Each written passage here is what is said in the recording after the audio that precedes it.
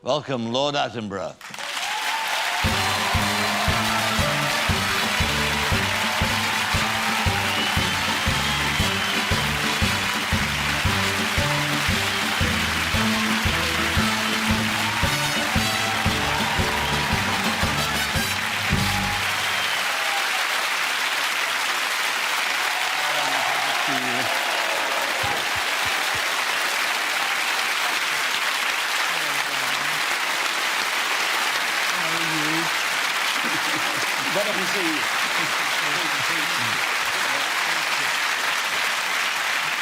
Well, that film, your latest film that you've directed, it certainly fulfills your requirement for a movie.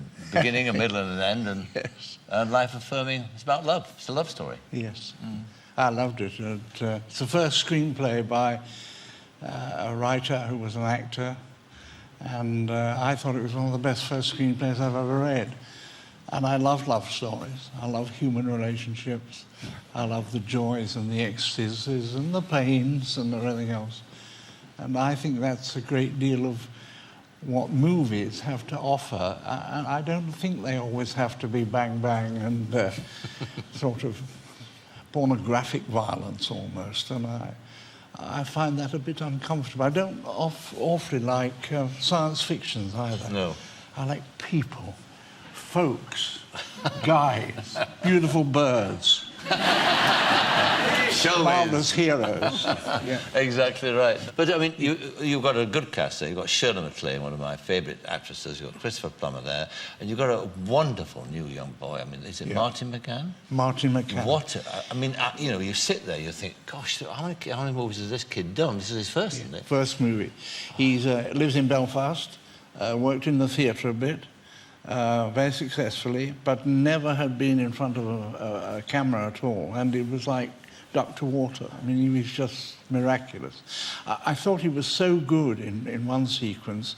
Steven Spielberg was looking for a boy, an Irish boy, to play in his new series, and cheeky, I sent a cut of the film to Steven, and he cast him the next day. Did he? So he's playing one of the three leads. That's in the Pacific version of the Band of Brothers. That's right. I mean, that's a huge break for him. But it must be wonderful when you sort of... Pete Postlethwaite, who I saw when I came to see him, well, he's somebody else, but he said to me, in all my career, I've not seen a kid like this at all. He said, he's staggering. He told me to watch out for him when I went into the movie. I didn't have to watch out for him. Let's see him in action, and Pete Postlethwaite, too. We've said of this story, it's about a ring. It's about the journey of that ring. To a point where it goes from America to Northern Ireland, but there's been a plane crash, and this boy finds the ring. Right. So here we are.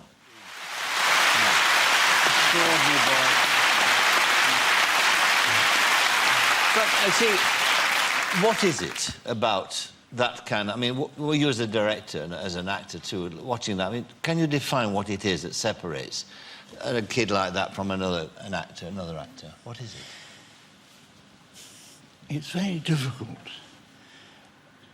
I think the best thing a director can do is to persuade that child or anybody else that they were the one creature on earth to play that part because they could play it more perfectly than anybody else.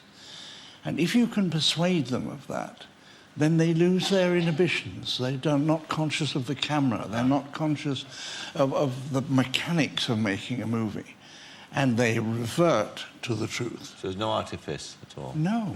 And the truth, well, as you know, Parky, it's everything. Yes. In acting, isn't it? I mean, it's either you are true, either you are real, or forget it. But I mean, it's happened to you before, quite obviously. I mean, you've given one or two famous actors now their chance. I mean, Denzel Washington, of course, was in Cry Freedom. I mean, that took him to a different level. Yes. Did that film change anything?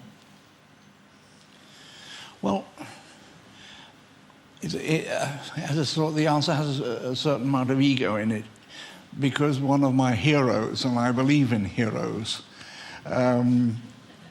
is Nelson Mandela, who I've come to know really very well. And when he'd been let out of prison, one of the first films he saw was Cry Freedom.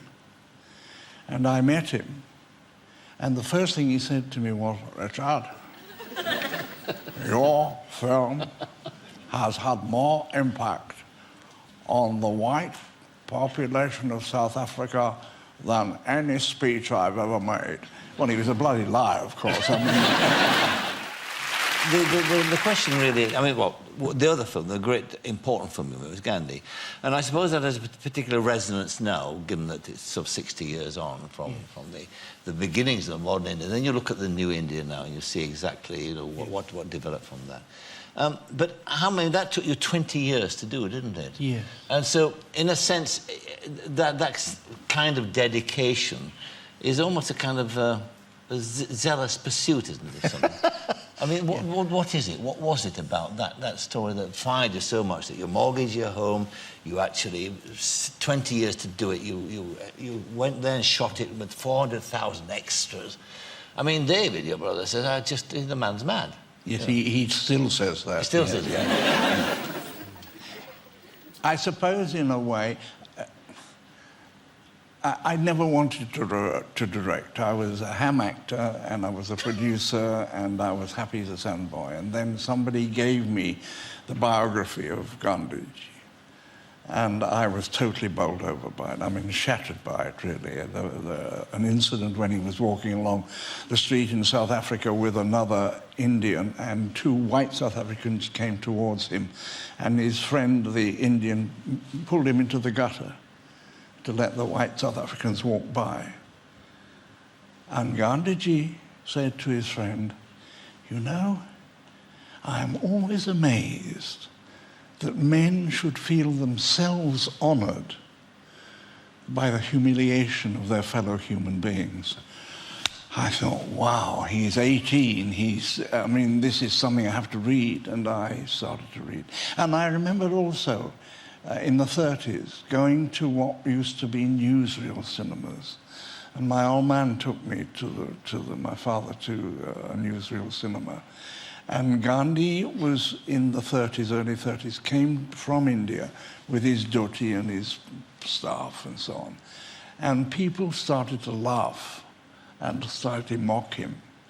And my father said, "Son, the loud laugh bespeaks the vacant mind. He is a great, great man." And I was sure he was right. And it was in my philosophy of heroes and so on. And I thought he was one of the greatest men that's ever lived. Your father was an extraordinary man himself. He was of a great influence on you, wasn't he? And on your brothers, too. Yes, he was. He was the principal of University College in Leicester. And he and my mama lived what they believed. Silly things in a way, but I mean, we never ever went on holiday at Christmas, in the summer, through the summer holidays, without taking, was Dave and Johnny, my two brothers, and we never went without taking at least one, sometimes two boys on a trip with us, because they had never seen the sea. It sounds ridiculous in the 90s, but in the 1930s that was so. I remember Mama witnessing the news of the Guernica bombing. And she didn't moan about it and play for sympathy and so on. She went out, found how you could get 50 kids from the north of Spain and brought 50 kids who were in Guernica and in that area. And they lived in a house outside Leicester where we used to live. The governor, my father, was passionately fond of Germany and German music and so on. And he used to go quite a lot in academic investigations and so on. And he witnessed the persecution of the Jews. And he was so horrified, so desperately frustrated that such conduct should happen, that he founded an organization which brought Jewish German academics to England and gave them a home and gave them a hope and so on. And I remember Dave and I there was a marvelous thing called Kindertransport. And that was bringing refugees out of Germany into the UK, which the British government were wonderful and allowed 10,000 to come without passports and so on. And two girls came to our house and were in the house, and I remember so clearly one day the governor coming back from the college and saying, "I want to talk to you boys. The two girls who are staying with us now have parents in concentration camps. And as you know, war was declared 2 days ago. And so there are no more passages to America.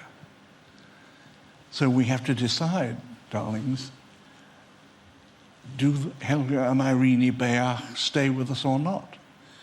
Because if they're going to stay with us, they must be our sisters, your sisters." Two very pretty girls, Dave and I, said, "Yep." But it was a marvellous lesson. And it took you to see Chaplin as well, Yeah. which kind of changed your life. It was a pivotal moment in your life, wasn't Yeah, it? it was. He'd taken me up to London. He loved painting, and he took me to see a new Seurat painting at the National Gallery. Then we walked across the top of Trafalgar Square and up to Piccadilly Circus to a cinema that was called the London Pavilion, and the Gold Rush was playing there. And he said, "Well, you've just seen one genius. I'll show you another one. You've seen him at Saturday mornings, those Penny Halfpenny showings that you used to see with Charlie Chaplin." And we went in. And I suppose if there was a moment in my life when I said because I'm not an intellectual in any sense. I left school at 16. The world of academia is fine for Dave and Johnny, but it's not for me. And I suddenly realized I wanted to say something. I wanted to echo, in a way, what the governor and Mary epitomized. And I thought, that is it. This genius, this extraordinary, magical man, Chaplin, can make you laugh, and while you're still laughing, he can make you cry, or the other way around. He breaks your heart about something, and because that becomes so sentimental, he immediately does a gag of some kind. And here was a man who spoke for ordinary people.